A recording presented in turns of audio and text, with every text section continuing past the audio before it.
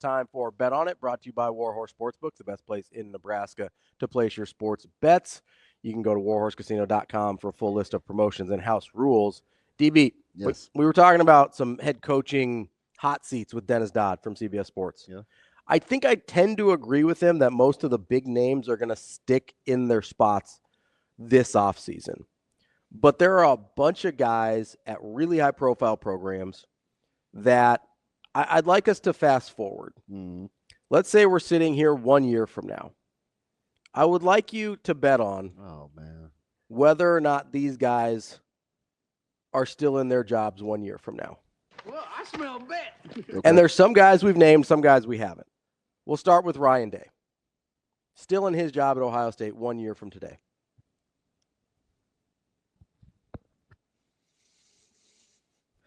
No. Okay. Mike Norvell. No.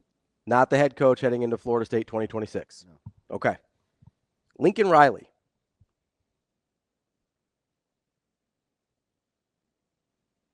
Yes. Lincoln Riley still the head coach at USC in 2026.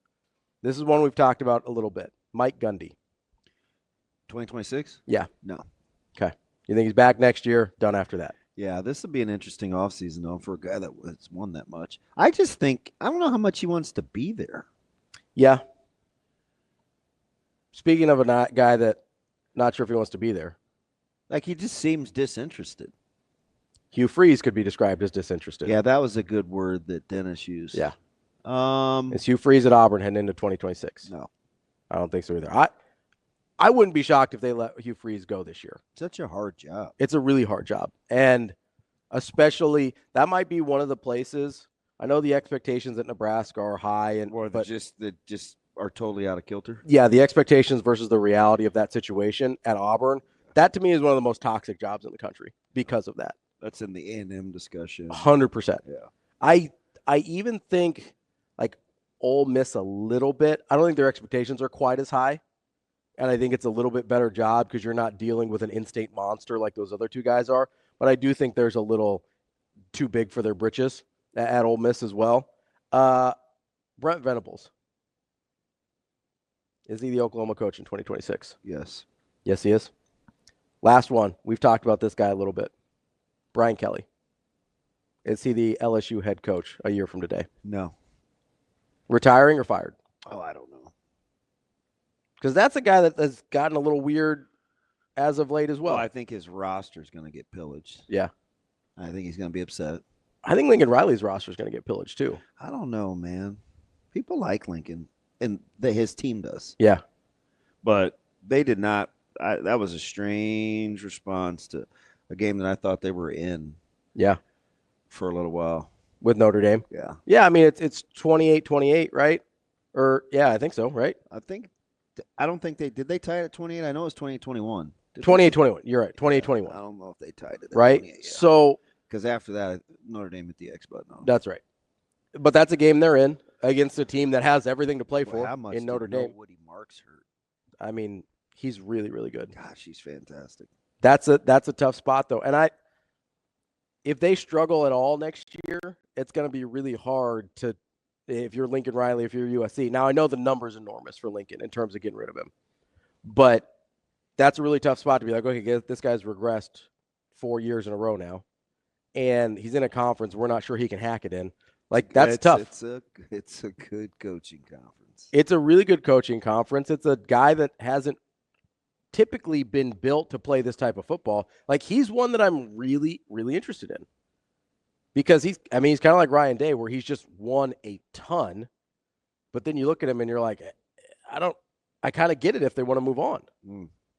I would get it if I said this last week. If Ryan Day doesn't win a national championship, I can see them moving on. Now, the timing of it's weird because now what he can't do, now if they lose in the first round, all bets are off, right? He can't lose in the first round. I just sit there and I go, okay, the timing of it becomes weird if he makes it past that, right? In terms of who you're looking for, unless you're looking for a guy that's not in like the cycle this year and you can just go pluck a guy from wherever you want. That becomes super interesting to me. Is do you have to hold on to him? Kind of like the Luke Fickell situation where he likely would have been the Notre Dame head coach had Cincinnati not been in the playoff, and they just didn't want to wait on him. Yeah, do you believe that? I 100% believe that. I believe that's 100% accurate. Now, they maybe ended up on the better side of it with Marcus Freeman, because I like Marcus Freeman a lot. So, do you remember being in the press box after Northern Illinois? Mm-hmm. And I was like, I can't believe that Hammond is going to cost Freeman his job. Yeah. He bounced back from that. He's doing okay. It's like, yeah, what? That's a guy. Pardon? I really, really like Marcus Freeman. Now, he's got to figure out how to get a quarterback outside of these one-year transfers probably. You probably need to be he's got one on his roster that's probably not sticking around. You probably need to be able to recruit and develop a guy. So that's going to be interesting to see. And as Dennis Dodd said, they probably need to get a little bit more athletic outside the numbers. But, I mean, how athletic would you say Michigan was outside the numbers last year? Well, I mean, one guy's playing in the league, Roman Wilson.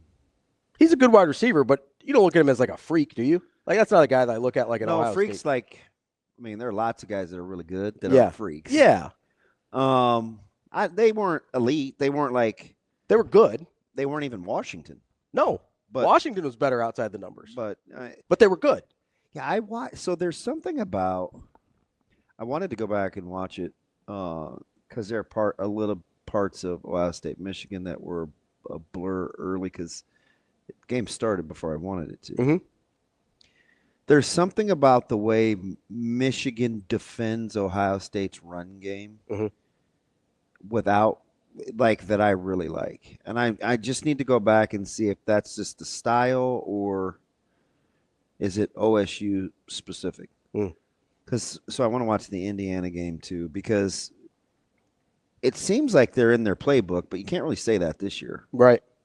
Yeah. And they play. I mean, Ohio State could not run the ball. Yeah. Now, Henderson had a 24-yard pass play. He didn't have a 24-yard run. The longest run was Judkins. He went for 17. Yeah. But, I mean, it was limited explosive plays. They ran the ball for 77 yards. Against a team that is able to gash everybody, right? Ohio State gashes everybody. Whether you beat them or not, they get what they get against everybody except Michigan. Kind of the same thing with Indiana. Even though Michigan lost that game, that's probably the best Indiana's been defended all year. Yeah. I mean, even in the game that they lost to Ohio State, I thought they had a little more success at times than they did against Michigan. That's a team, and defensively outside the numbers, I think they're a little more athletic than they are offensively. But I don't look at Michigan even last year when they were in the national championship and go, that's a team that's hyper athletic outside the numbers. So I don't know how much that matters for Notre Dame. Maybe it does. Yeah, they've got Faison, a little quick guy. I don't know about. I mean, Love is sensational. Yeah, and if you kind of stick within Riley Leonard's strengths, I think he can be really good and effective. So who? Let me ask you the other way. Yeah. Who do you look at that's in the field and you're like, oh my gosh, they're so dynamic, and that's the way that they play? Ohio State's probably closest. And we've seen them be pretty human. Yeah, and they, for sure. But that's Oregon. Not really. It has some workman. Yeah, it feels weird to say, but that's why I don't know if it'll be an issue. Maybe Texas. Fudge, if they get it to them, they don't score a ton. No, but but they can be pretty dynamic outside the numbers with their personnel. But again, they're kind of like Ohio. 17. Yeah, they're kind of like Ohio State though. They can be really human. Yeah. So I don't know how explosive you need to be. Yeah, that's fair. I mean, Penn State has made a living doing it.